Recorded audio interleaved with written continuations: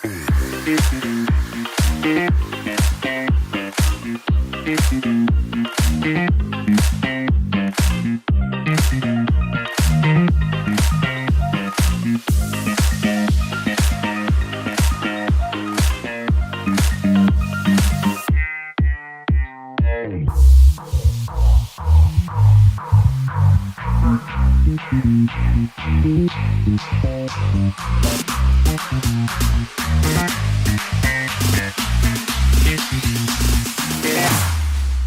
we go now.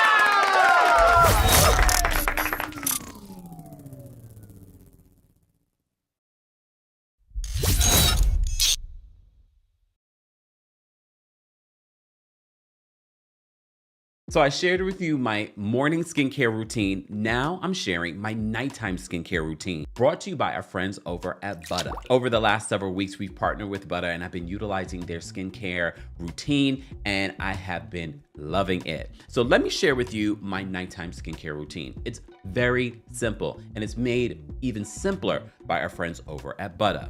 First, I start off with their cleanser.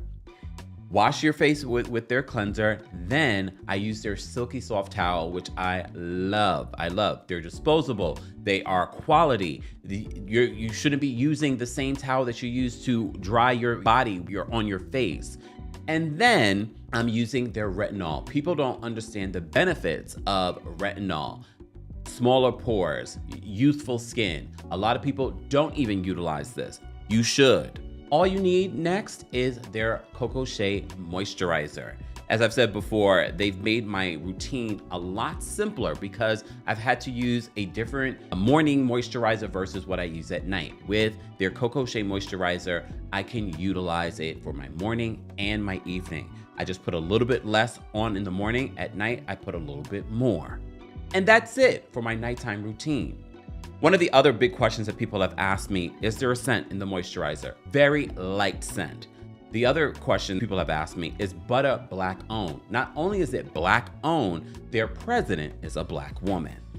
But of course, you also ask, can we get a discount? Of course, get 10% off when you use my link, buttahskin.com/KEMPIRE. More information on Buttah will be available in the description. Thanks, Buttah.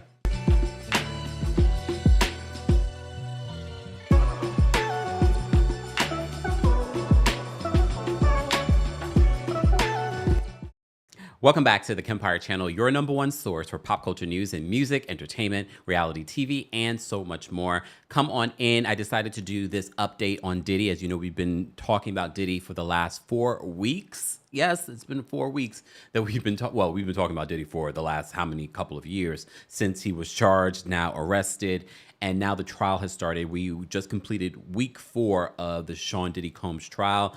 I just dropped day 18's recap earlier today. I dropped a few videos today, so there's a lot. There is a lot. Just when I spent the day unpacking the Diddy of it all and meditating and grounding and doing all the things, here I am. It's just a lot. And it's because Diddy's team, his defense team, has sent this letter to the judge asking for a mistrial. We'll get to that in just a second. I do want to say in regards to Buttah, I've been using, look I've been using their body wash. Oh, I love it. I love the scent of it. I don't know if it's doing anything for my skin, but the skin is feeling smooth. But I love the scent of it, and it makes a good lather. Anyway, get your discount. 10% off is available in the description. I just had to mention that because I haven't done a separate video talking about the other products that I've been trying from Buttah. Shout out to everyone already in the live chat. Be sure to share this live, guys. I know we always tell you to like, but share the live. Send it to your cousin, your friends, whoever it may not be here that you know normally would be here for our Diddy update. This is live. This is live. So, as I said before, we dropped the day 18 Diddy update earlier today. So if you missed that, be sure to check it out. We won't be rehashing everything that we've been covering because there's just so much when it comes to this Diddy trial. But I implore you, if you don't watch any of the other Diddy trial updates that we've done, go and watch. And mods, if we can post this in the live chat, if at all possible, I would like for you guys to go and watch the interview that I did with LA prosecutor Kirsten Brown. I learned so much from that conversation. She will definitely be coming back. But one of the things that she mentioned, because remember I kept on saying it feels as if they keep trying to trigger a mistrial. They keep trying to trigger a mistrial. Well, she explained in that conversation that they're doing that for the future when it comes to, more than likely, if they end up losing this case, the defense, appealing. And those mistrial notions are things that they can utilize during that process.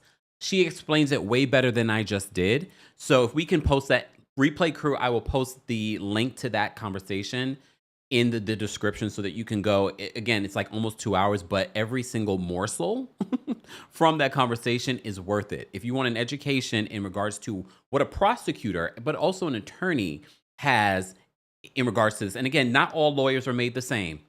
As this is coming from someone that has worked with thousands of attorneys. So I've seen it run the gambit from ultra professional, ultra knowledgeable to how the hell did you get your law degree? It runs the gambit, okay? But shout out to all the attorneys. I have to say the majority are very, very good. And we had one of the best, Kirsten Brown, here. So be sure to check that out if you haven't already.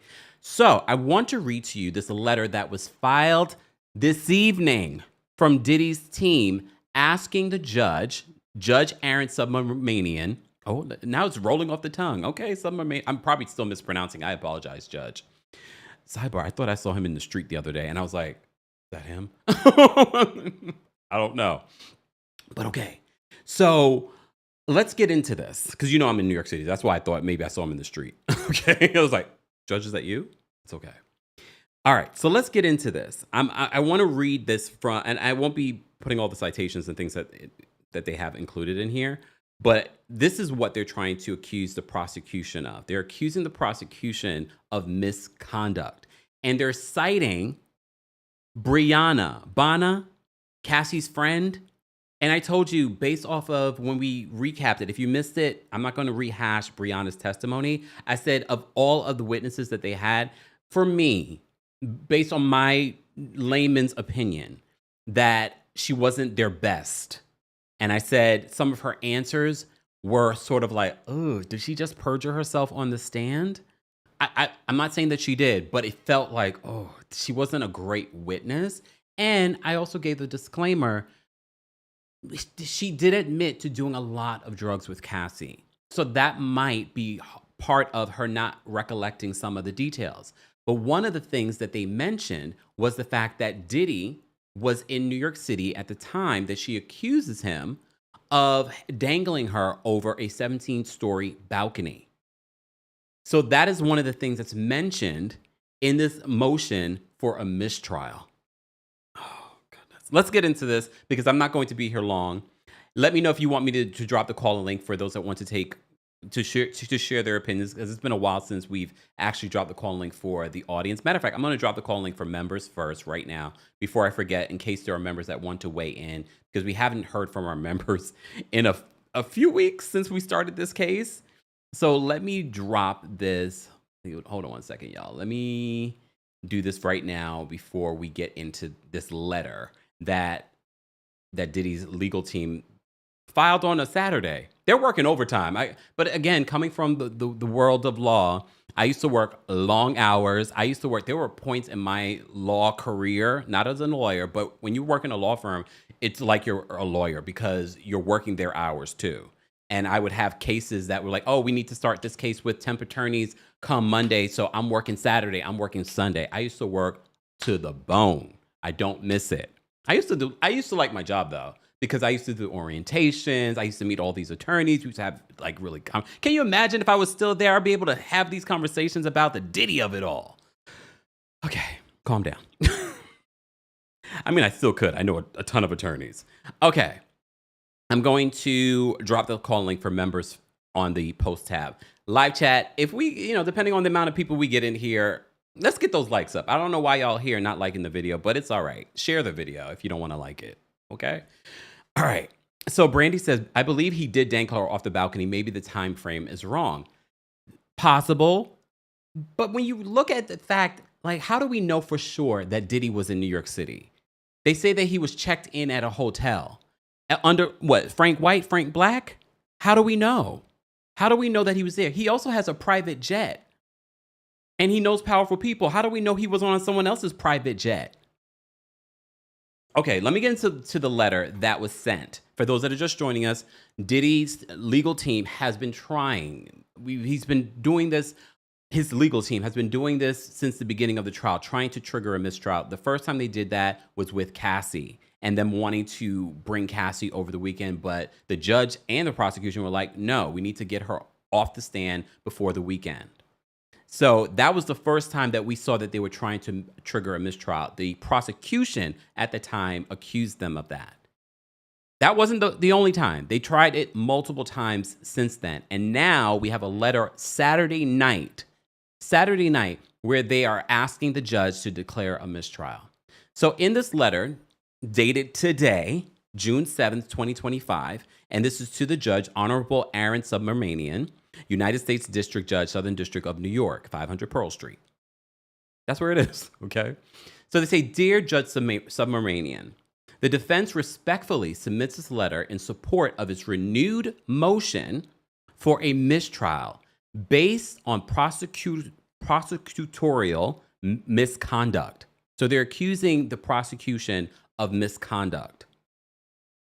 They said, when the introduction of perjured testimony results in a criminal conviction, so they're accusing one of the witnesses of perjuring themselves. When the introduction of perjured testimony results in a criminal conviction and the, quote, prosecution knew, they're accusing the prosecutors of knowing, knew, or should have known of the perjury, the conviction must be set aside if there is any reasonable likelihood that the false testimony could have affected the judgment of the jury. I have to read that again because it's important that we understand what they're saying here. Okay? When the introduction of perjured testimony results in a criminal conviction and the prosecution knew or should have known of the perjury, the conviction must be set aside if there is any reasonable likelihood that the false testimony could have affected the judgment of the jury. As I said to you before, this is not the first time that the defense attorneys have been trying to trigger a mistrial. They started with Cassie. There was that time in court where they said to the judge, he's about to say something, and I think we should declare a mistrial. And the judge says, but he didn't. But the witness didn't say it. But they're about to say it, huh?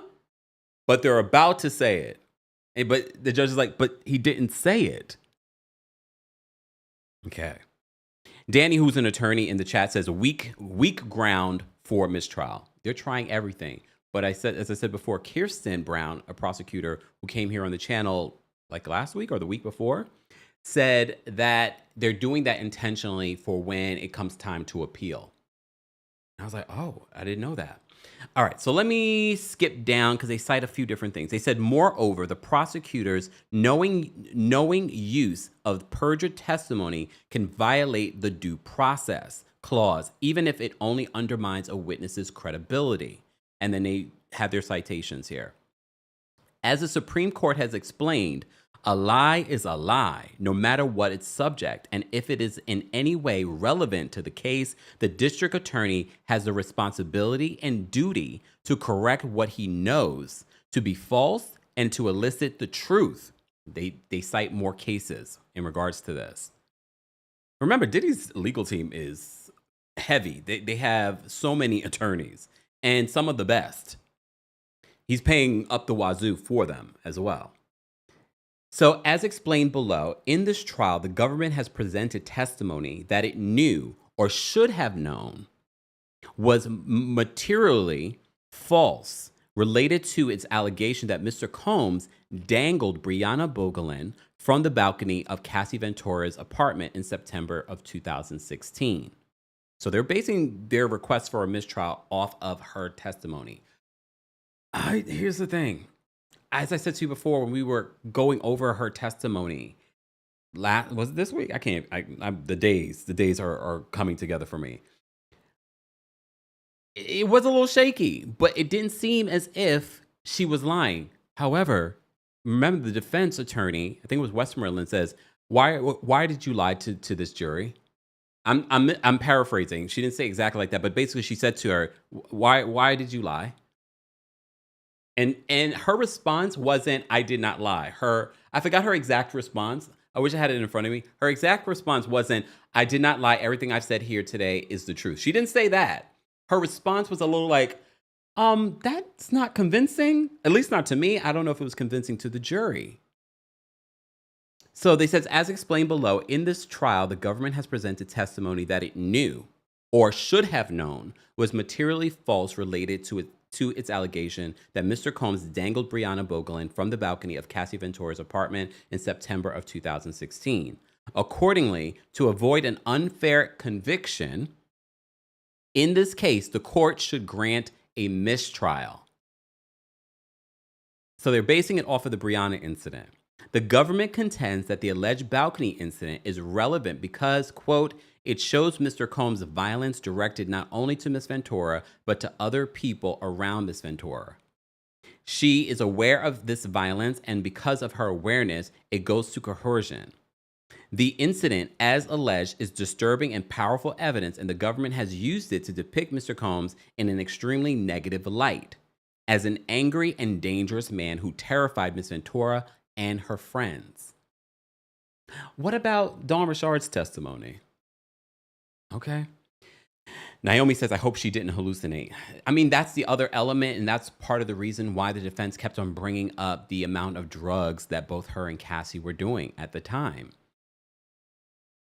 The prosecutors elicited, this letter from Diddy's defense team, the prosecutors elicited evidence about this allegation from both Ms. Ventura and Ms. Bongolan that is demonstrably false in key respects, it says.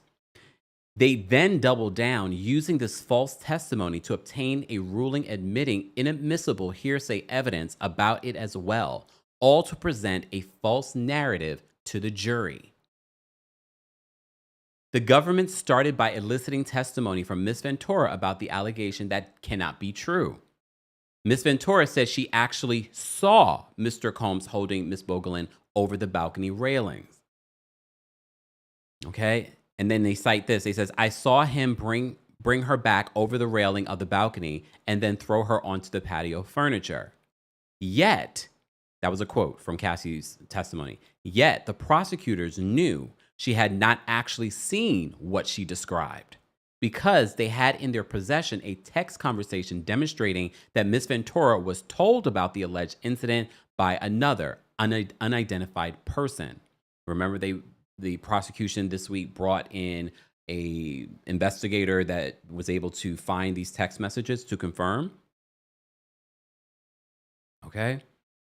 So let me just find myself back because there's a lot of details here. Let me just make sure I find myself back to where they were saying. So yet the prosecutors knew she had not actually seen what she described because they had in their possession a text conversation demonstrating that Ms. Ventura was told about the alleged incident by another unidentified person.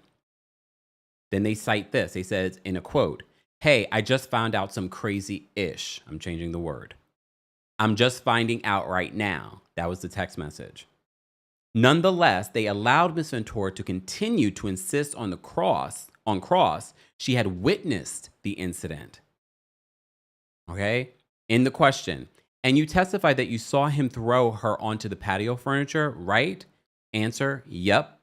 He brought her back over the balcony and he threw her down. She persisted in this story even after she was confronted by the text messages. Isn't it true? Question. Isn't it true that you learned about the incident on the balcony after the fact? Answer. I saw what I saw, so I don't know. Question. Has the government in your preparation for your testimony in this case gone over this message with you? Cassie's answer. No, not this one. No. Thus, the government left the jury with the false impression that Miss Ventura saw Mr. Combs dangle her friend over the balcony and that this made her fearful of him, when in fact, if there was any incident, Ventura merely heard about it afterwards, considerably lessening any probative value as to her state of mind. I'm trying to understand what really played out that day. So he got into the apartment. So Cassie did not follow him. She was somewhere else. We also learned that at the time, Bryana's girlfriend, she had told her girlfriend to go into the bathroom, and she was like, shh. That was her testimony. So Diddy went for Bryana on the balcony. There's something about that story that's not adding up on either side. I still think that Diddy's a horrible, terrible person. And I wouldn't be surprised that he did do what she said. But I feel like there's something missing in regards to the details of that story that's not adding up on either side. Am I wrong? Because I'm not getting, and mind you, I've read what Inner City Press gave as a transcript. I've seen the actual transcript, and I've seen different reports on this. And I'm still like, okay, I'm not understanding, and I get it. Everybody involved was on drugs, including Diddy. Everyone involved. So here we are. Let me continue. So thus the government left the jury with the false impression that Miss Ventura saw Mr. Combs dangle her friend over the balcony and that this made her fearful of him, when in fact, if there was any incident, Ventura merely heard about it afterwards, considerably lessening her probative value as to her state of mind. So next, the government doubled down by presenting perjured testimony from Bongolan intended to corroborate Ventura's false testimony.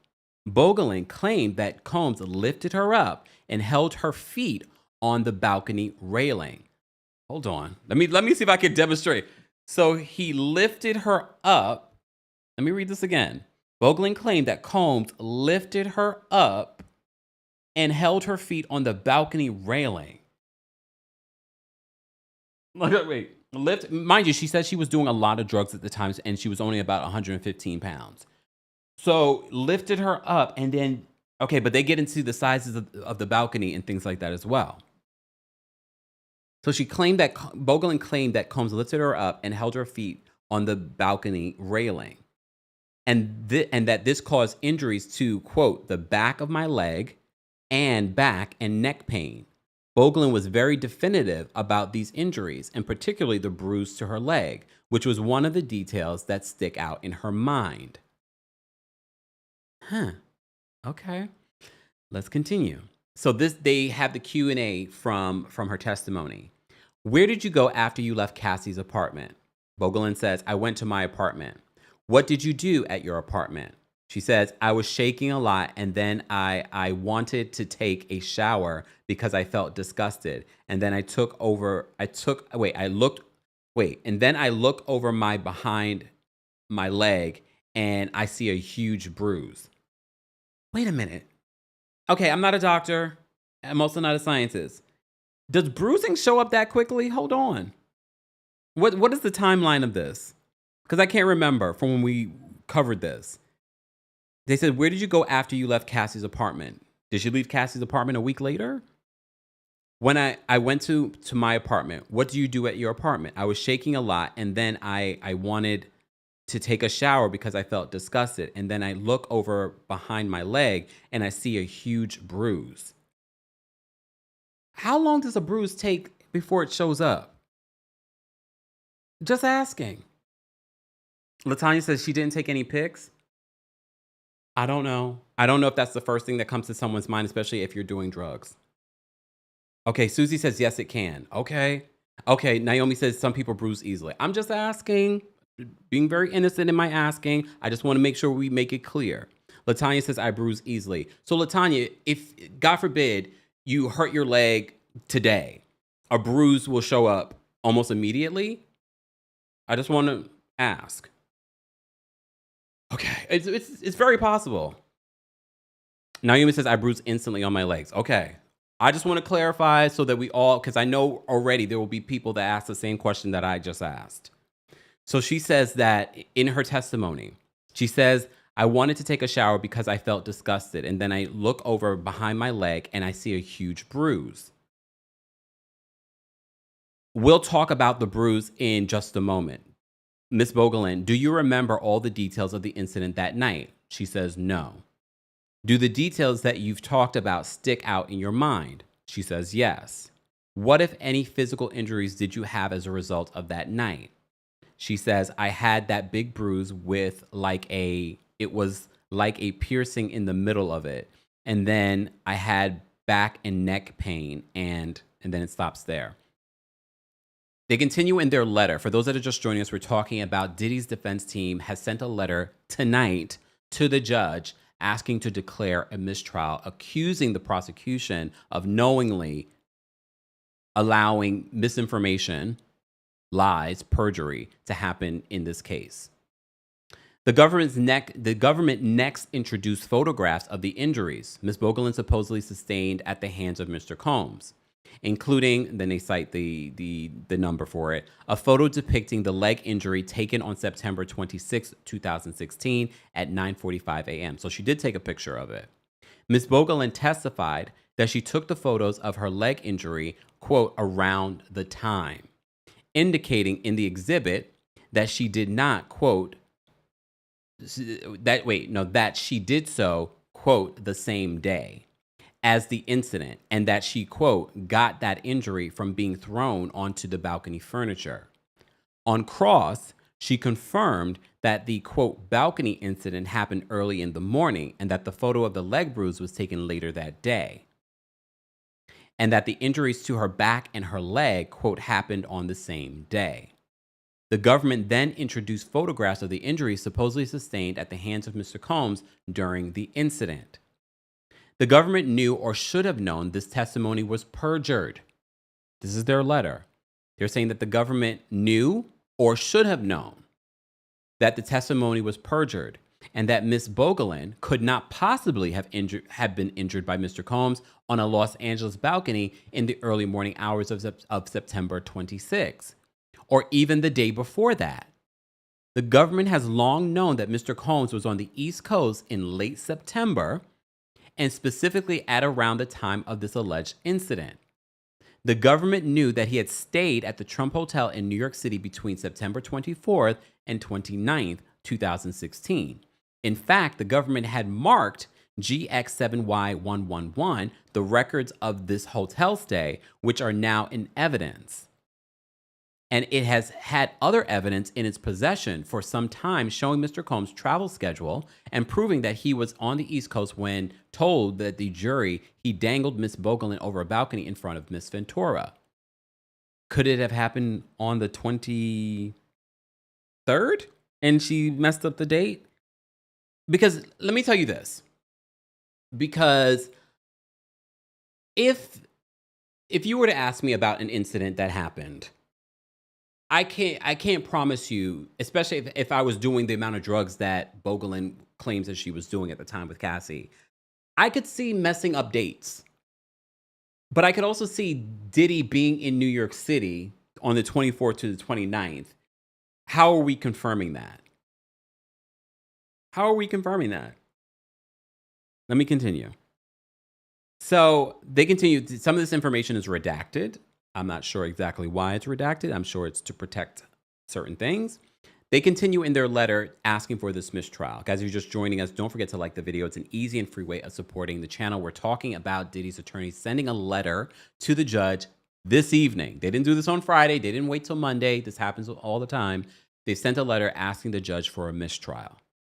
But before we continue, again, I'm going to remind you guys to like the video. And also, don't forget the KEMPIRE After Dark live show. There we go. Oh, let me bring this up. Don't forget the KEMPIRE After Dark live show is coming to Philly. We're coming to Philly on July 10th, City Winery there. Then we'll be in Atlanta on August 5th. Then we'll be in Washington, D.C. on August 22nd.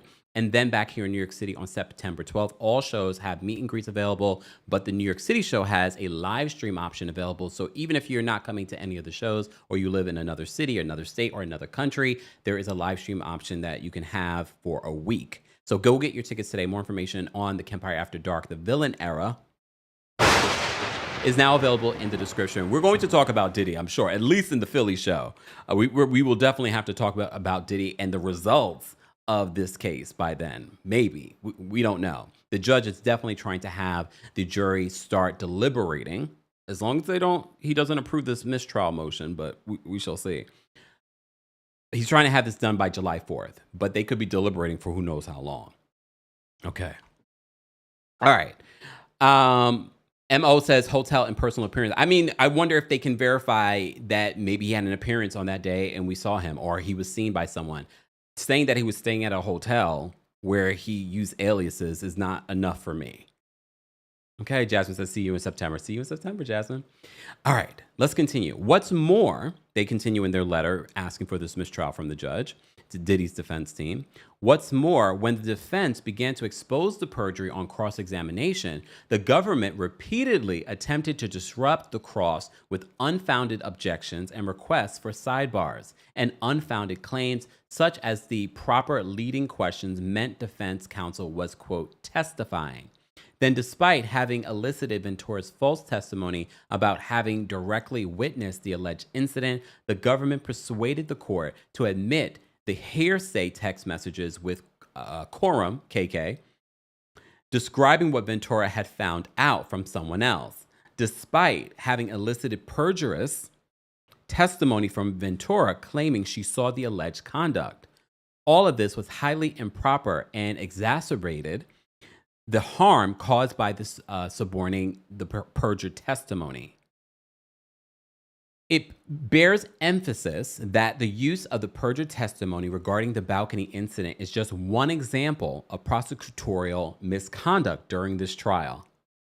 This is reminding me of what Kirsten said, that they're trying to have these elements of a mistrial so that they can later, if he is convicted, use those for grounds for an appeal.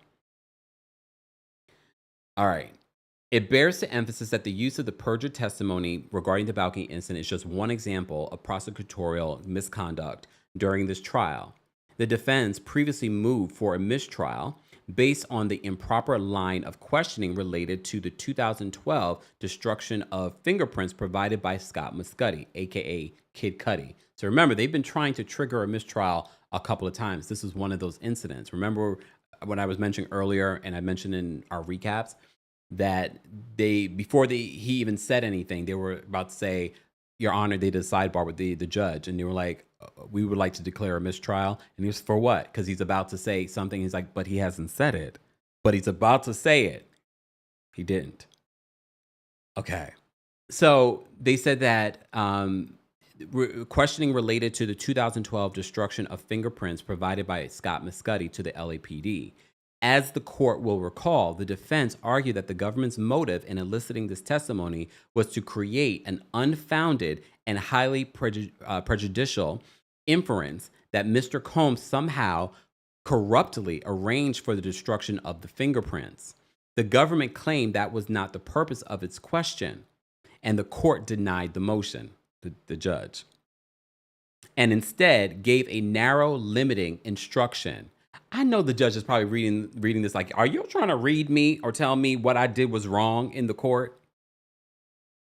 However, it became apparent shortly thereafter during the questioning of Mia, remember, one of the other victims, victim 4, right? Who was an assistant for Diddy. They said, it became apparent shortly thereafter during the questioning of Mia the very next day, and they put that in italics. I was like, oh. That, in fact, that the government's motive all along must have been to suggest that Mr. Combs had corrupt influence over the LA authorities when it tried to create the impression. Oh, hold on, y'all. Wait a minute. This is a bit of a reach. this part that they're about to mention when it comes to Diddy's, and look, people have rumored for years that Diddy has sources within the LAPD, NYPD. There have been rumors for that for years. Remember, in covering this case, when Capricorn Clark testified, or no, it was actually one of the other assistants that testified that talked about taking a lie detector test, and that Diddy had a close ex-friend that was a FBI agent. Okay. They said apparently shortly thereafter, during the questioning of Mia, the very next day, that in fact the government's motive all along must have been to suggest that Mr. Combs had corrupt influence over the LA authorities when it tried to create the impression that he was responsible for the destruction of fingerprints. Conspiracy theory, they've said that as well in regards to Kim Porter's passing and the coroner's report. That's speculation. I'm not saying that it's fact, but I just want to put that out there for those that were thinking of it, because that's what I was thinking. So he had corrupt influence over the LA authorities when it tried to create the impression that he was responsible for the destruction of the fingerprints. Specifically, the government elicited testimony from Mia about 2 incidents in which the LAPD did not issue a ticket for speeding after she was pulled over because the officers found out she worked for Mr. Combs. Okay. In one case, Mia got pulled over speeding and quote, name dropped that her boss was Mr. Combs and got him on the phone. After which the officer was like saying, "Oh my God, Puff Daddy, I love you." Like just went into this whole very excited conversation, and she let me go, is what Mia said during testimony. Honestly, I didn't take that. The fact that even came up, maybe that's what the prosecutors were trying to do. I don't know. But I didn't get that impression when I read that in the testimony. I was just sort of like, okay. But maybe that was what they were trying to do. I don't feel like that proved anything. There are plenty of police officers, if they see a celebrity that they love, that will let you go. Okay. They continue. They said the second time Combs was in the car, and once they saw Puff, they were like, "Oh, my bad, yeah," and left us alone. The prosecutor took special care to emphasize that these incidents occurred in Los Angeles. What city this is the question from the testimony. What city did these interactions with the police occur in? Answer, LA. These incidents in isolation seems like benign examples of police giving lenient treatment to popular famous people, coupled with the sinister implications of the fingerprint destruction. However, they create a strong implication that the reason Mia, and as the government will surely argue, other alleged victims, didn't go to the police was because of Mr. Combs' corrupt influence over the police and the LAPD in particular. In other words, the subsequent questioning of Mia, even if itself permissible, further corroborates that the government's real purpose in its questioning of the fire inspector Lance Jimenez was to improperly suggest that Mr. Combs corruptly caused the destruction of the fingerprints. This constitutes another instance of prosecutorial misconduct. Accordingly, the court should grant a mistrial based on prosecutorial misconduct. Respectfully submitted by Alexandra Shapiro, Jason Driscoll, Mark Agnafilo, Anna Estavio, Brian Steele, Xavier Donaldson, and Nicole Westmoreland. All of his attorneys that are representing Sean Diddy Combs. Y'all, I had to go live. I literally was going to record this video, edit it, but I've been doing that all week. I said, let me just go live, but also I wanted to give an opportunity for those of you that haven't had an opportunity in the last couple of weeks, because we haven't gone live, to talk about the Sean Diddy Combs case. But now we're done with week 4. We're going into week 5. I see we already have a couple of members that are backstage that want to share their thoughts. If you are a member of the channel, you have access to the call-in link. Live chat, let's get to 700 likes, and I will drop the call-in link for you guys as well. Keep liking the video. Shout out to our Kings Guards holding us down. Shout out to our channel members. Become a member today at teamkempire.com/join. I will be uploading the audio from today's live to the Kempire podcast. Subscribe to the podcast as well. I dropped a lot of tea in regards to Bravo for Club Kempire. There's a free 3-day trial for that. So if you want to hear some of that tea, go become a member. All right. Shout out to our members over there. All right, let me get to some quick callers because I don't want to be here live. I really even should be live on 9 o'clock at night on a Saturday. I should be out dipping it. No, it's been rainy and weird weather all day. All right, Cynthia's backstage. Again, I just want to point out the opinions of the callers do not represent the opinions of myself, the Kempire LLC, or our sponsors, and everything that they say is alleged. Okay? All right, let's bring Cynthia up first. Cynthia, what did you want to share? Hi, Kempire. How are you? I'm well. How are you? I'm fine, Kempire. Kempire, I really appreciate you covering the Diddy trial. It's a lot of gross stuff. I haven't really been following it. It's really, really dark. Yeah. I'm not a lawyer, Kempire. I'm an RN. Mm-hmm. My only question is, what was I going to say, Kempire? In terms of the mistrial, will everybody be called back to testify again? I'm assuming if he was to grant a mistrial, they would have to do it all over again. They're gonna rip Cassie to shreds. She's not pregnant no more. Oh, damn. No, I know, I know, but I know what you mean. I hope not. I think a lot of attorneys already, based on what I've seen already in regards to this news, are saying, yeah, I don't think he's going to grant a mistrial. You already saw that they've been trying to trigger a mistrial for a while now. Again, we'll bring more attorneys on the channel to weigh in on some of what's been playing out in this case. I don't know if, based on what they're saying, is enough to grant a mistrial. I know I've been following TMZ, and I know that Mark Garrico's daughter is a lawyer for Diddy. Yep. And I know the judge kind of he kind of scolded him. Yes. He was with the two angry men with Harvey at TMZ. Yeah, I don't think he's going to grant a mistrial. I don't think so. Yeah. As an RN, since you're an expert, and I just want to verify, because I was asking about bruising, and I said, I heard of you. Yeah. Can you verify for me, can bruising happen within hours? It can happen within hours. I mean, I bruise easily. Okay. And bruising, it could you can bruise if you're taking like a blood thinner. Okay. Certain medications can make you bruise easily. Okay. If you're an easy bruiser, you can bruise easily. Your complexion, skin conditions. Okay. It all depends. Okay. It all depends. I just wanted to verify. Yeah, because I did hear you pose that question, but yeah, it really, really all depends. But yeah, this trial is really tricky, Kempire. Really, really tricky. I don't know. Yeah. I mean, look, it feels as if, and I don't know if you saw the updates that we did on Cassie's friend's testimony. I do feel like her testimony was shaky. And one of the things that we also talked about this week was that one of the jurors, while watching her testimony, was making all kinds of faces.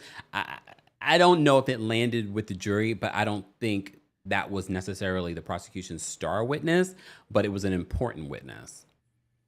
Yeah, but her stories was inconsistent though. Yeah. Yeah. And her responses to Diddy's defense team were not, at least not strong in regards to like, no, that's not what it was. So I agree. But again, I don't know if that's going to be enough for the judge to say, I'm going to grant a mistrial. I agree with too. Even Dawn Richard, I don't even know why she even testified. What was the point of her being on the witness stand? Damn, not Dawn catching strays. I mean, honestly, I'll tell you the reason why they wanted Dawn to testify, because she confirmed some of the abuses that Cassie went through and that she witnessed herself.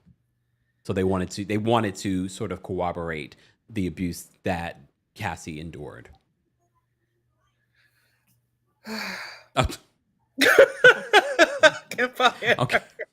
I'm just trying. I'm trying to just give you an update. Kempire, you're doing an excellent. Because you know what, this trial is it's a mess. Yeah. Yeah. It is a toxic mess. It's a mess in the court, and it's a mess outside the court. Exactly. Like, the judge was trying to ban Diddy from being in court for making gestures at the jury. Yeah. And apparently he's been making gestures since the beginning of the trial.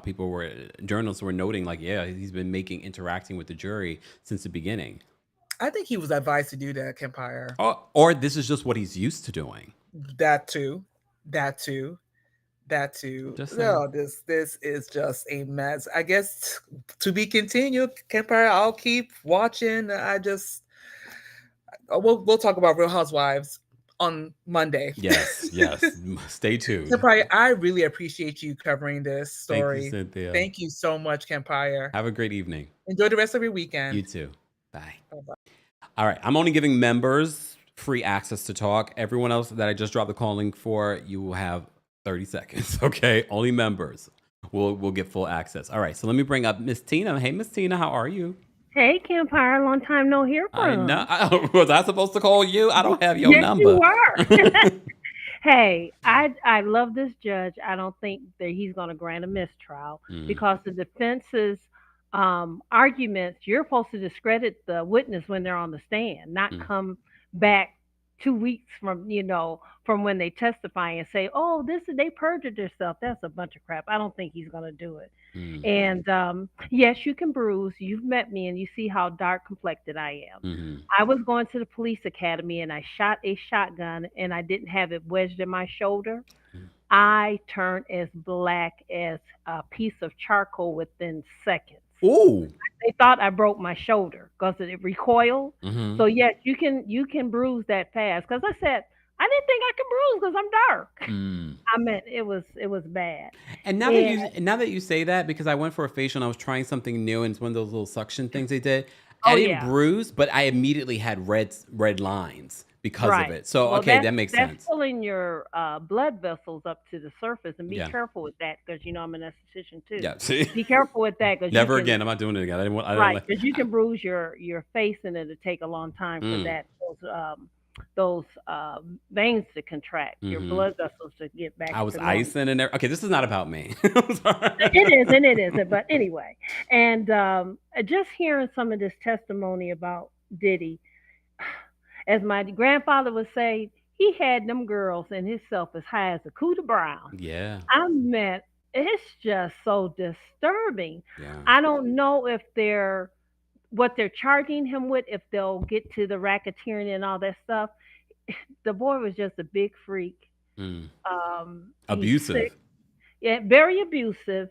And we had a young lady here today at a program with Satoya Brown. She killed her trafficker, I think maybe 10 years ago, and the governor commuted her sentence. She was 16. Oh. Her trafficker was 45. She's a young black girl. He's an older white gentleman. They gave her life. She did 15 years, and they commuted her sentence. And she came and spoke to audience of mainly all women and young girls about how easy it is to get sucked up into, the craziness of sex trafficking and thinking someone loves you. Yeah. And I heard I was listening to the testimony of the young lady that she kept saying, well, he loved me and I was doing it for him. I'm going like, where are her parents? Where are her friends? I mean, you keep letting them 3 or 4 guys run through you and then he throws you a bone and he's your boyfriend? I mean, again, let's take her out of the situation. I'm sure you've heard of many women getting into situations very similar with people that don't have as much coin or power or influence as Diddy. And they have family and friends. They're like, girl, you need to get out of this relationship. And they don't. Crazy. But I don't know if they're going to get him on the racketeering and all that other kind of stuff. But it's just sad. It's just horrific. Yeah. And I don't know. Yeah. I don't know. It's crazy. But I don't think they're gonna do a mistrial. I think they're just building up their case for an appeal.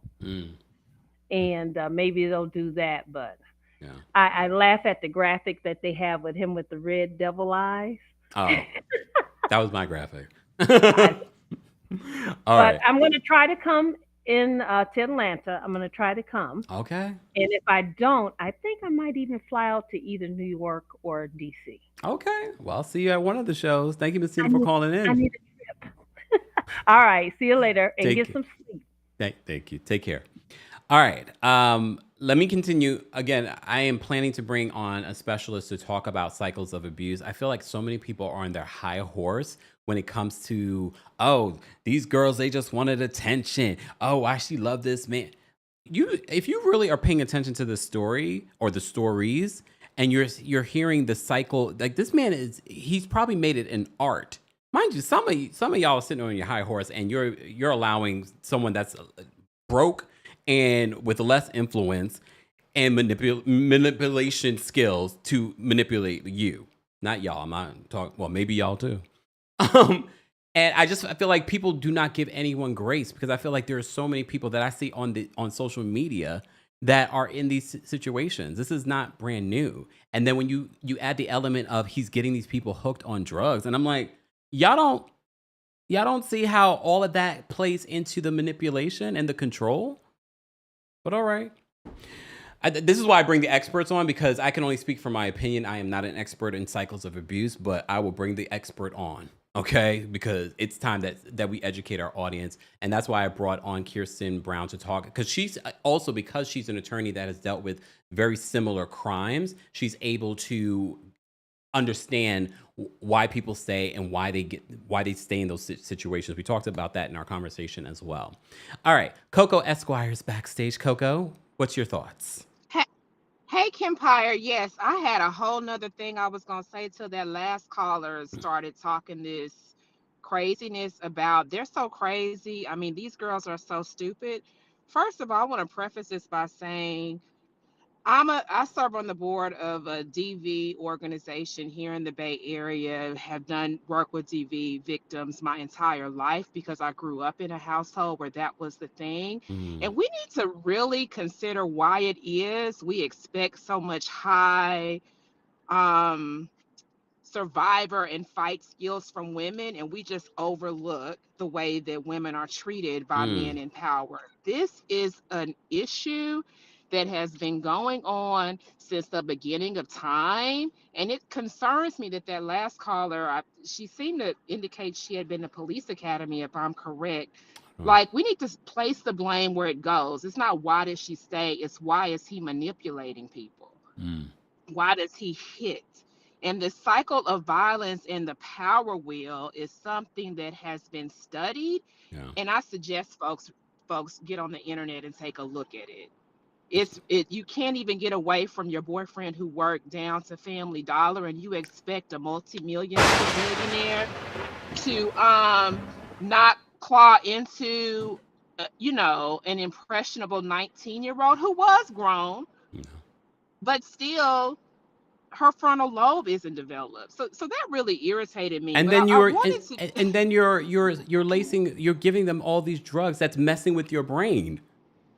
He knew exactly what he was doing. Yeah. And that's why he has to keep going back to people that are persuaded by trinkets.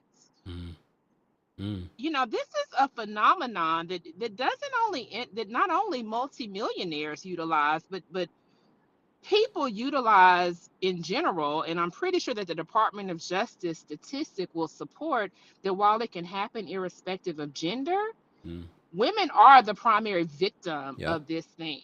And that's not something that I'm telling you because I made it up. It's on the internet. Yeah. Go look at it up.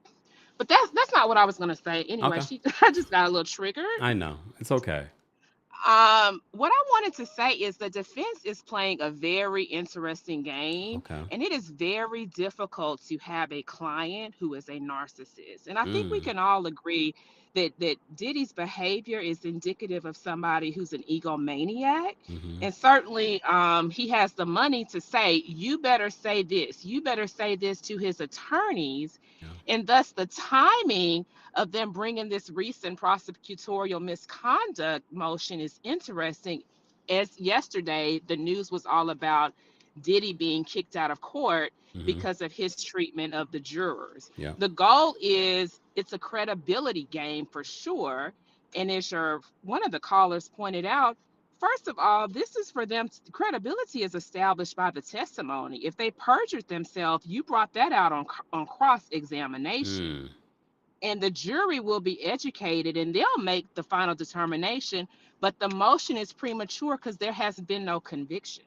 So what are we even talking about? This is all about if perjured testimony results in a conviction and they knew or should have known that that the testimony would result in perjury. But there has been no conviction. So as a matter of form, the judge is going to deny it because he's going to say, as he said in other instances, like last week, when they were like, well, yeah, we objected this testimony. He's going to testify to XYZ. And judge was like, but he has not testified to that. Yeah. So what are we even talking about? Yeah. Like, y'all wait. But what they're trying to do, as Kristen, the attorney, pointed out, is just raise these issues to preserve them for appeal, where they will elucidate upon the problem, but they're also kind of trying to play this fight out for their narcissistic client who's probably demanding, you better do this, you better do this, they said this, you better fight back, because I'm sure that's what Diddy is expecting the lawyers to do. They're also probably victims of his abuse, quite frankly. Oh, damn. Quite frankly. Because he's so used to controlling and manipulating people. Correct. He's probably doing that at MDC. He's probably doing that at MDC. He's probably controlling and manipulating people. That behavior doesn't stop. It does not stop. And that's probably why, you may recall a few months ago, there was an attorney who was no longer going to work with Diddy. He probably was like, I'm no longer tolerating this abuse. Like, this is crazy. Yeah. You know? But KEMPIRE, you are doing an amazing job. Thank you. Just like, your job is so amazing. I'm accepting everything you say as fact. If I were the judge, I'd be like, yep, that makes that makes sense. That makes sense. This, he right. You know, he right. And I'm an attorney who's done this type of work. And I appreciate that. I respect it. You're doing an amazing job. So thank you for taking this over for all of us. Okay. No, thank you so much. I appreciate that, Coco. Please call back in when we do. I'm going to do more lives because I do want to hear what everyone is thinking, but I'm just not doing it daily. Yeah. No, thanks for doing. I just so happened to be in the car listening to you when I got the notification. But I mean, God bless you, because I know this is overwhelming. Ooh. I haven't even watched Real Housewives, child, because this is all the drama I need. Right? In my Oh life. my gosh. This is too much. It's a lot, and we still got a couple more than a couple more weeks. Yeah, we do. But yeah. Thank you for your time. Thank you, Coco. Take care. You too. Bye. All right. Shout out to all our members. We appreciate them. We have a few more members that we're going to bring up, and then we have some of the callers that dropped in from the live chat. Keep liking the video, guys. It's an easy and free way of supporting not just my channel, but other channels as well. Shout out to the replay crew. We apologize. This was the last minute. This was breaking news that Diddy's attorneys have sent a letter to the judge wanting him to grant a mistrial on the basis that the prosecution knowingly or should have known that there were elements from Bryana's testimony and Mia's testimony that they knew were false. This is what they're saying. All right, Judgy Justice is backstage. Judgy Justice, what are your thoughts on this? My thoughts on this is I think a lot of people just are focusing too much on the relationships that he had with these victims and not on the fact that he was in charge of their lives through the enterprise of Bad Boy, which is the focus of the RICO charges. Because if he did not have Bad Boy, he would not have the 3 locations, New York, LA, Miami, to then transport these victims. He wouldn't be able to have the assets to be able to conceal his crimes of this matter. So I think that's the part of it. You can say that he is, they were all freaky doing these different things, but at the end of the day, he had so much power over their lives that you cannot call these people girlfriends. They are only, workers that he was then utilizing for his own fetishes, and then utilizing money from Bad Boys to then keep control over their lives, using the security officers or police officers that were enlisted for Bad Boy for private things to then follow people, to then enact these things of violence. It wasn't. This was Combs's friend that was doing this to them. These were employees of Bad Boy that were then continuing to allow his, evil enterprise to continue in this way. And I think that's the main point that I think the prosecutors have not been able to really deviate. They keep trying to personalize these women when instead that they were employees. Cassie was an employee who was manipulated into a relationship with her boss in a place that she had no power in. And a 10-year deal, a 10 album deal over her career that she couldn't her parents couldn't even afford $20,000 and get her tape. Yeah.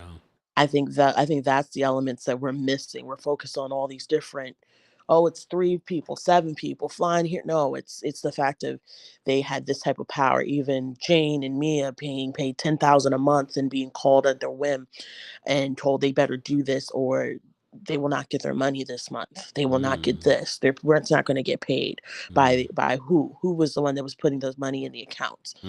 Bad Boy. So I think that's the place that we have to focus on from that and get away from these very disgusting abuse of power. And then we can then refocus on the bigger side, like that this was an evil enterprise. And this was really Bad Boys for life. All right, I gotta go. Bye. All right. Thank you so much for calling in. All right. Let me just see, because I saw a comment here. Let me see.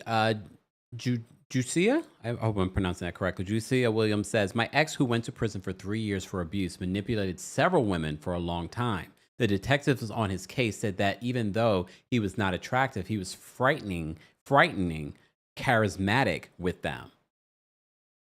This is why, I think it's because people probably don't, being in this job, a lot of times I learn, like today, I learned about bruising. Okay. I learn a lot from a lot of you in covering some of these cases. So I haven't been in an abusive relationship, but I've seen abusive relationships. I've covered a lot of abusive relationships. I read, I study. So there are elements, but again, I'm going to do my part and use my platform by educating you guys, by bringing on some experts. Tim D, thank you so much for the super chat. And for your, I'm sure Diddy's probably paying you for this super chat, but okay. You could have came a little harder with something actual of substance. I think people that come out and just say free Diddy just say it because they have nothing. They don't have anything of substance to say, well, this is what it is. Because we can have a conversation on the prosecution is not proving their case because you saw what Judge Justice just did. You could have done that, but you decided just to come here with your ignorance and say free Diddy. But at least you put it in a super chat. I wish I could refund it because I don't need your money.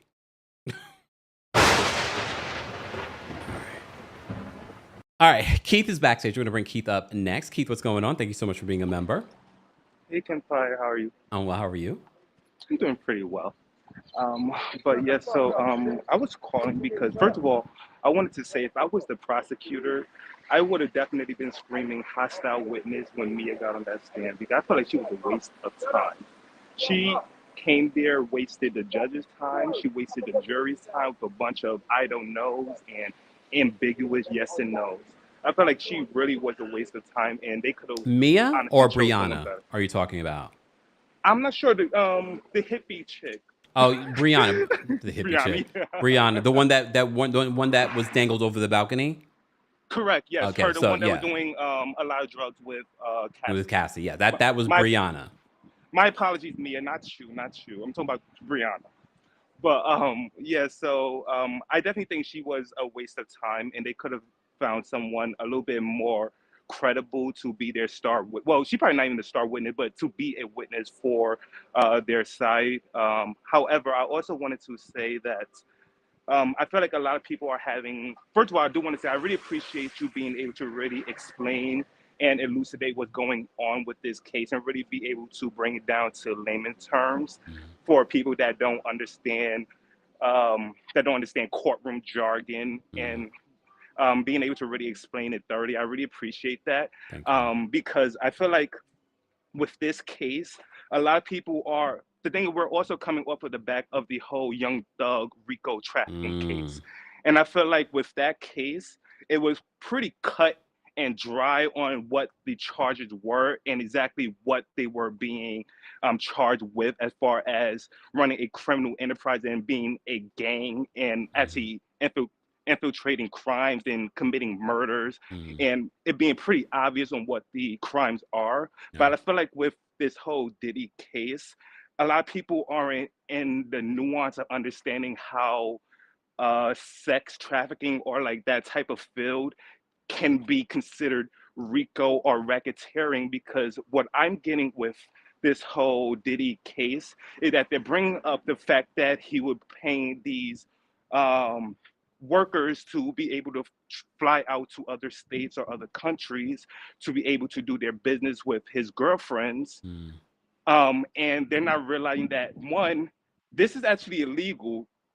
Like this actually, I mean, like, I'm not. How would I say it? Like, Constitution. I'm not trying to get you demonetized or anything. So, Constitution is illegal, and the three charges, to my knowledge, is that he's being charged with traveling or transporting with the intention of prostitution, ex trafficking, as well as racketeering. Ex trafficking and being able to travel people out in the with the idea of wanting to do prostitution is all following under the whole racketeering case. So I want to know if they are using this as a way to build up on that case. And I feel like a lot of people aren't understanding that that this is a X case. This isn't a murder case. They're not trying to prove that Diddy went and murdered someone in a club. Okay, let's not use the word oh yeah, he did something to someone, you know. So I feel like people aren't really understanding that concept. So a lot of people are trying to understand and trying to compare the two cases, because we're just coming off the back of that, and being able to really understand the whole Diddy case, I think takes a different type of understanding on how that industry works and why it's illegal and what he's doing.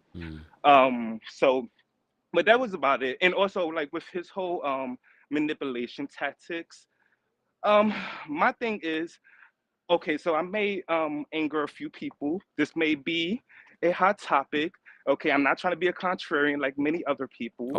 However, what I will say is everything that happened after the whole Cassie incident was revealed was on those women. I'm sorry, but I'm like, after that, because at that point, I feel like everything was already out in the open, to where I feel like they should have been a little bit more aware on what is happening. When you say out in the open, Cassie's lawsuit didn't come out until November of 2023. Exactly, and wasn't the current witness Jane still with him until 2024? Yeah, but remember, she was already in this cycle of abuse. She was already quote in love with him. Exactly. So her, I understand, and she was already involved in this scenario, so it was a little bit harder for her to get out. But also understand this too. If again, we can be, and I'm going to bring a specialist on here to talk about this. Please understand, if Diddy gets out tomorrow, there will be another person that would be more than willing to get to date him, just because these personalities are charismatic. They suck you in. And then based off what we're seeing from Jane's testimony, the way he uses and manipulates, we could dog out the characters of these women and like, oh, that could never be me, until it is. But based on what I'm seeing, not only is he manipulating through money and the things that he says and playing these games, he's also utilizing drugs as a way to controlling them. Correct. Also, sleep deprivation and how that affects the body and the mind. Like, he's doing all these things, and they don't realize that not only is he manipulating with their words, he's manipulating through the drugs and the sleep deprivation.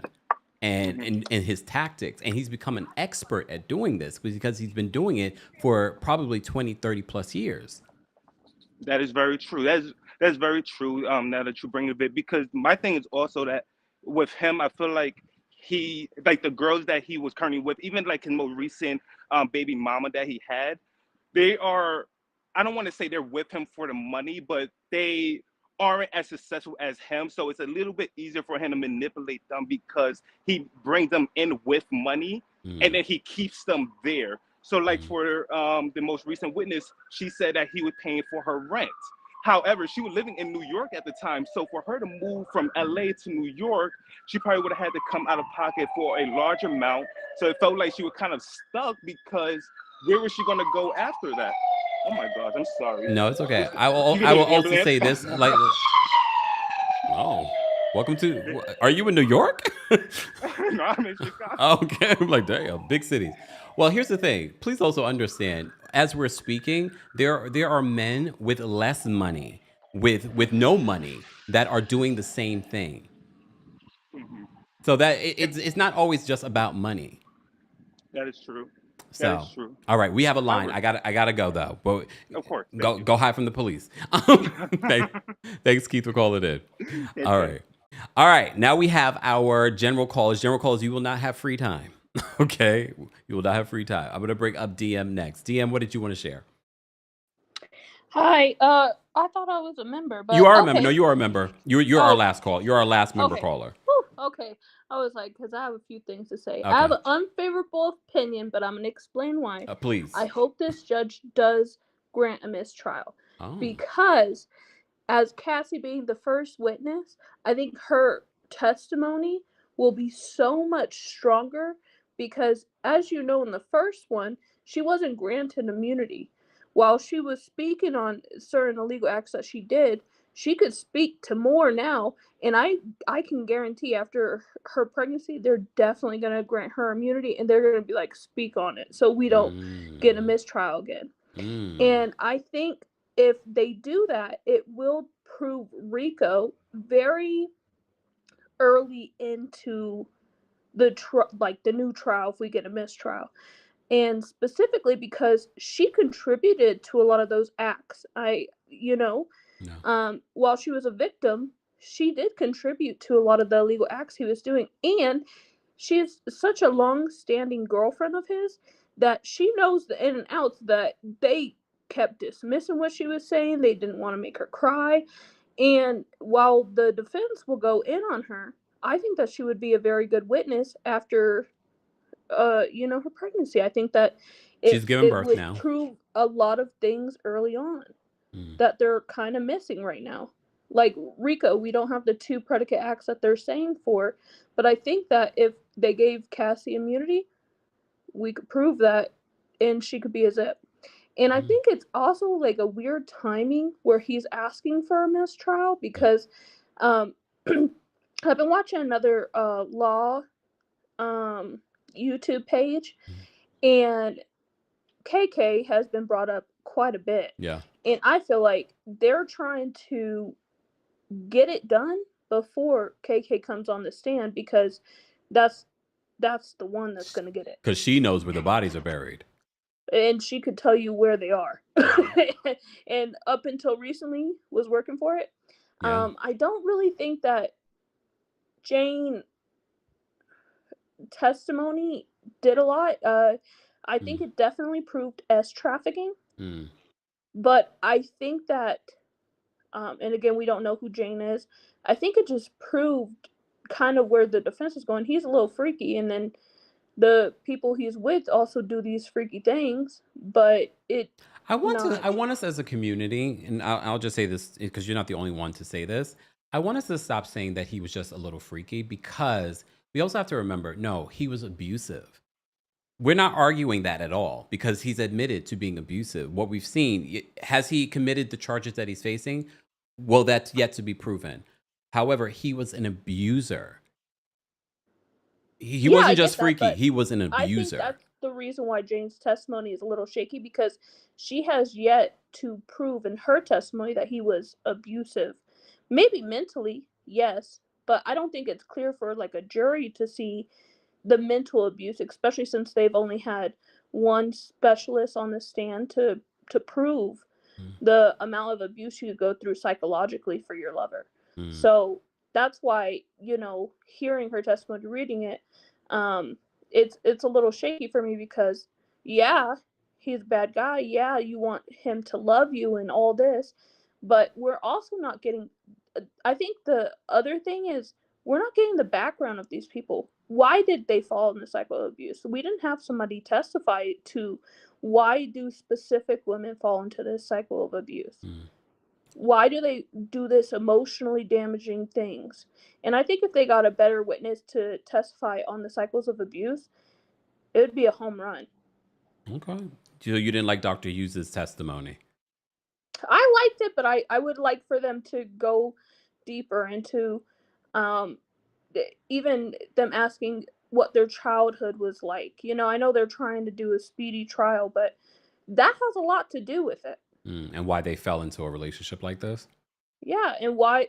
How many other of your even simply asking how many other of your relationships were abusive?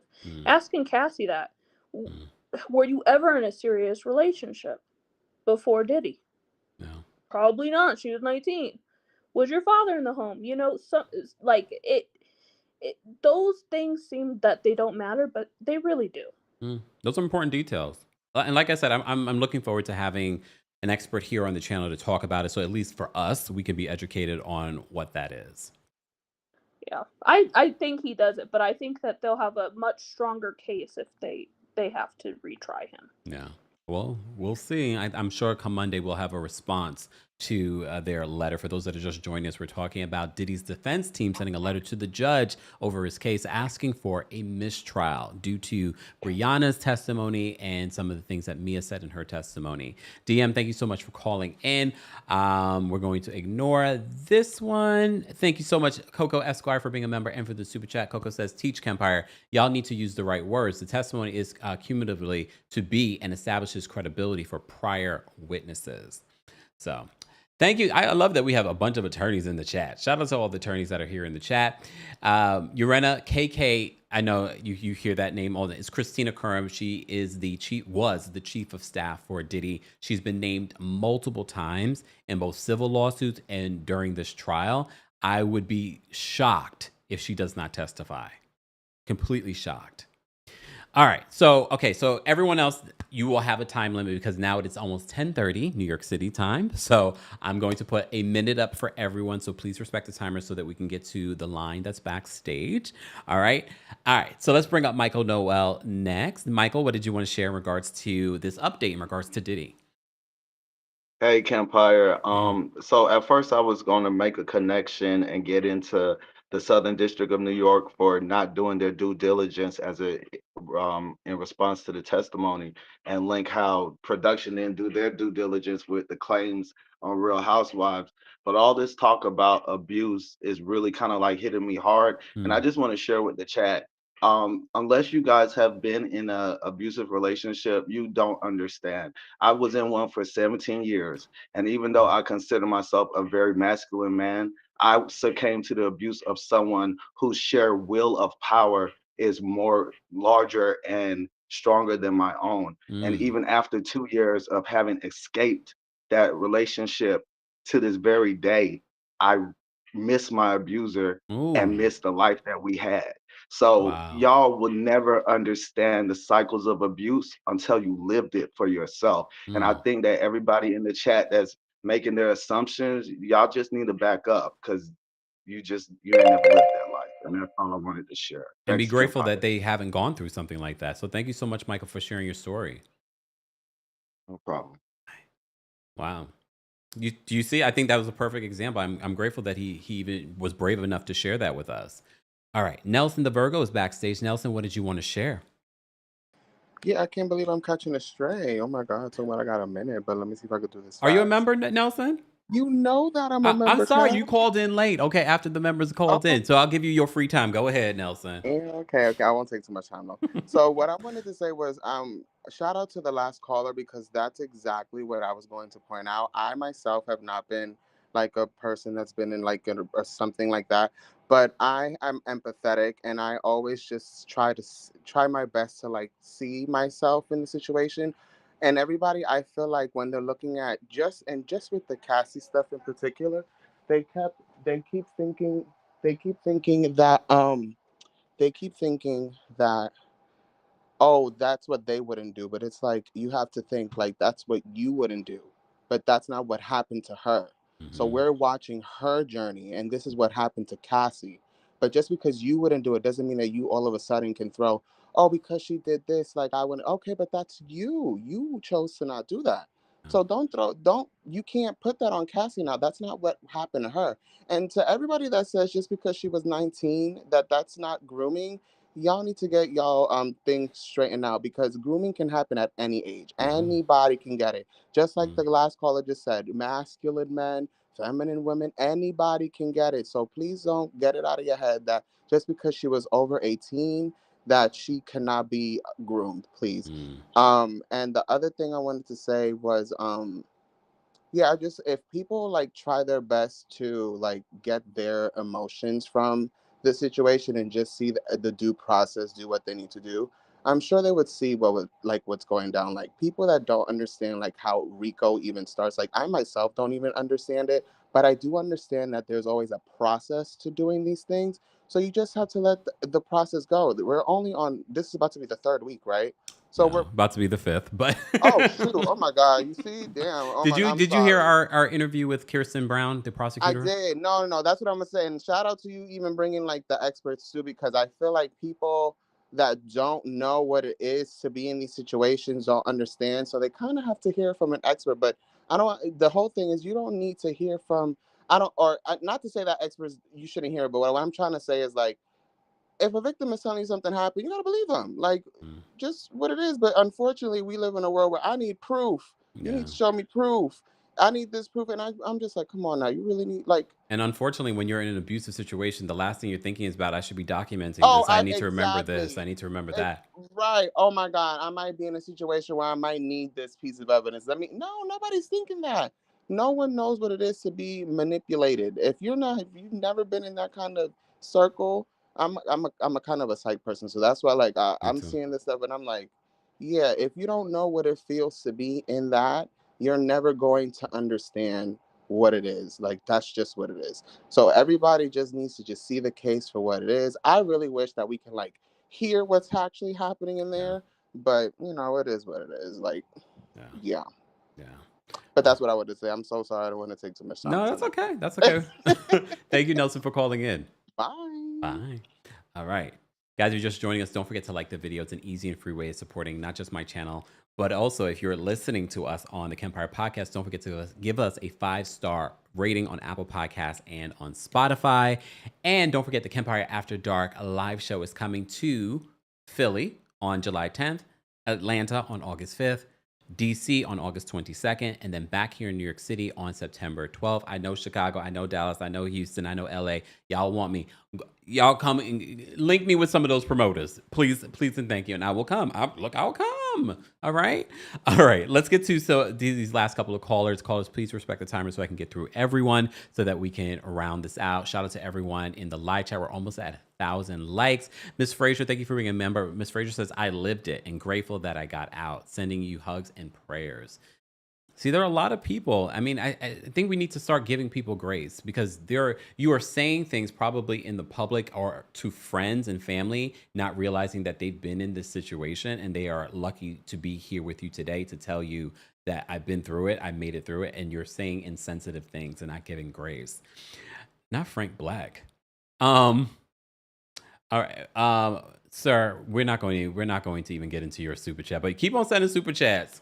We'll just add it to, for every super chat y'all send that are ignorant, we'll just send it to the Happy Pride Month. We're raising money for Pride. So be sure to donate. Check out some of our last couple of videos. We're trying to raise $3,000 for the LGBT Center here in New York City, especially in this political climate.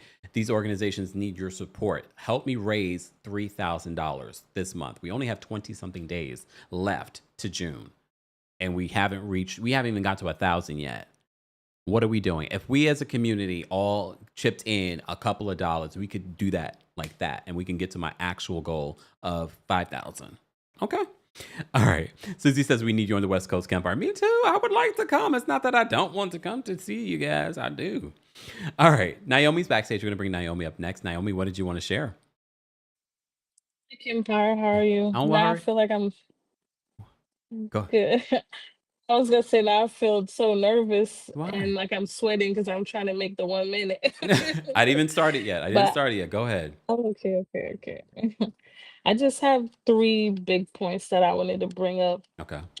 I was gonna talk about the whole celeb culture as to why, when it comes to like the IG baddies outside of Cassie, because I feel like he caught her at such a young age. She didn't even get a chance to even be a woman in this world. But how misogyny is so big in that rap athlete world, where they make it like um these women have to do certain things, and they have turned this whole having a baby by them into some type of pipeline. Like now every girl is doing it. But anyway, the 3 points that I was gonna bring up with the Diddy trial was, I feel like Diddy is trying to reach the jurors over the weekend right now because he knows they're home.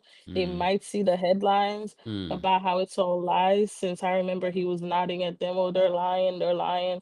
Since he can't talk to them directly, he'll speak through headlines. They're I not even supposed to be feel reading the like, headlines though, but yeah. yeah, I even feel like he's speaking with powers that be or whoever else through headlines, because he mentioned Ray J, and then Ray J is crashing out by that night. So it was like, did he send him? And I think Diddy went to Antigua when the feds was coming. So did he leave something there that Ray J need to go get, or is he activating Ray J to do something? I Okay. found that interesting. Okay. Also, Naomi, I I have to let you go think though. Your time is up. okay, I'll be back the next show. Okay. Have a good night. Thank you, Naomi. Have a good night. All right. Let me get to these other callers, guys, because it is almost 11 p.m. here in New York City. We're talking about Diddy's team, his legal team, filing a motion for a mistrial. So we shall see on Monday what the judge has to say. The judge is probably like, leave me alone. I'm trying to Can you imagine him listening to all of this live and in person and seeing all of this? So I'm sure he's like, leave me alone, but this is what they do. I'm sure he's also used to it. Tia's backstage. We're going to bring Tia up next. Tia, what did you want to share?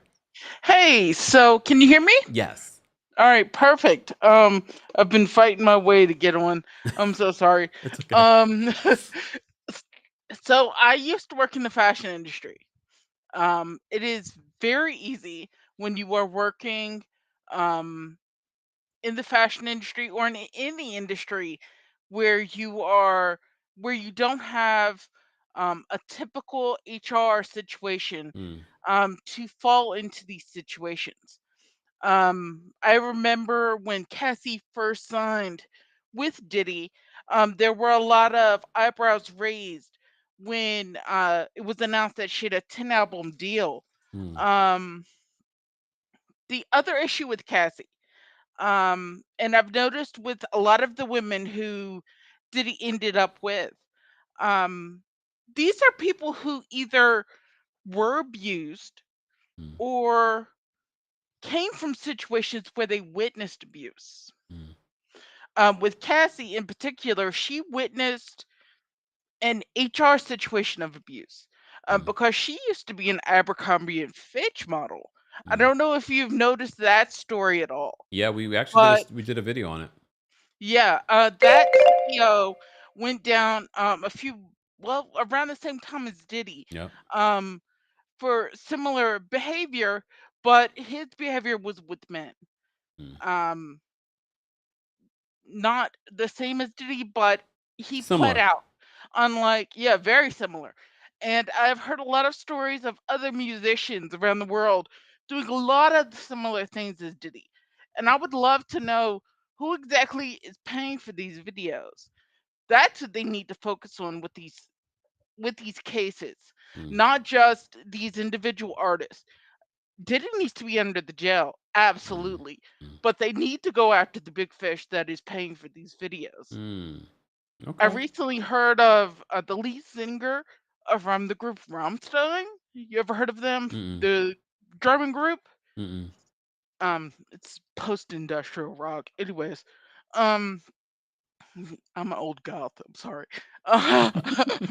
uh, but he apparently has been posting. He has a porn site. Okay, we can't use the type I'm of language. sorry. I'm so sorry. Um, but basically, he's been doing this and posting these videos for years. Okay. So I would like to know who's paying for these things, because they still haven't come to a consensus on what's going on with all of these people, because that R. Kelly situation was much worse than what they have completely, it's much worse than what they've actually let on. Okay. All right, And they Tia. need to go into that. So All right, Tia. Thank you so much for calling in. you got to root it all out. Yeah. All right. Thanks, All right. Tia. All right. Speaking of the former Abercrombie and Fitch CEO, that was brought up during when Diddy was trying to make bail. They argued the fact that he was released on bail. Why haven't they released Diddy? So I remember that we did a video talking about that. All right, let's bring up Ace. Ace will be our final caller of the night. Ace, what do you have to share in regards to this breaking Diddy story? Hi, KEMPIRE. Hey. First of all, I just want to say thank you for being so protective over victims and their experience. I just kind of want to add on a little bit to what you said earlier about people being cognizant of what they're saying um, in public because they never know who's experiencing something like this. It's important to remember that victims often feel a lot of shame and a lot of the comments and things that people are making and judging them on, they often feel themselves. And so being so negative and saying these things, it actually just creates an unsafe environment for people to want to leave their situation and feel as though they have a safe space to go to with their friends or their family or people that they need to get the courage and the strength and sometimes the safety to be able to leave their situation. So I think we need to be careful with our words because it is just as impactful to the cycle of abuse as those who are actually impacting the victims. So thank you, Thank you, and Ace. have a great night. You too. Bye. That was a great way for us to end tonight's conversation about this Diddy trial. We're going to continue the conversation. As I said before, we're going to bring Kirsten back here on the show. If you missed our conversation with LA prosecutor Kirsten Brown and you want to understand what we're watching, the jury process, all of that, it was such a great conversation. I will be posting it in the description after this live. And I am going to bring on an expert in regards to abuse and things like that as well. But again, the internet is your friend. A lot of this information is easily accessible. And I'm sure there are plenty of amazing fellow content creators that are covering this from that perspective in regards to having an experience in psychology or psychiatry and talking about this. So stay tuned. We're going to highlight Dr. Courtney. Thank you so much for the super chat. Happy Pride to you as well. It is Pride Month. Despite y'all notice that these corporate organizations didn't really do anything this year. Is that also the end with the DEI stuff too? Okay.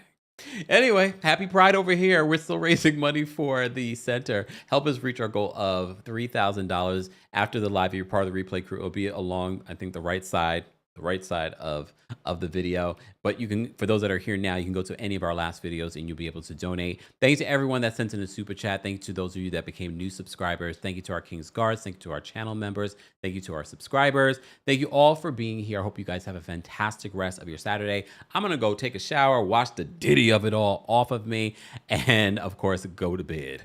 You never know, I might go live later. Someone said that Kenya was live. I might have to go watch that video. Okay, I'll talk to you guys later. Be sure to check out the KEMPIRE podcast and the KEMPIRE After Dark tour coming to Philadelphia, Atlanta, DC, and New York City. All that ticket information is available in the description. If you love my skincare, go check out Buttah, 10% off with my link in the description. Thank you guys for being here. Not Espo's Rise Rainbow Edition. That's a magic. Go to bed. Bye, y'all. Here we go now.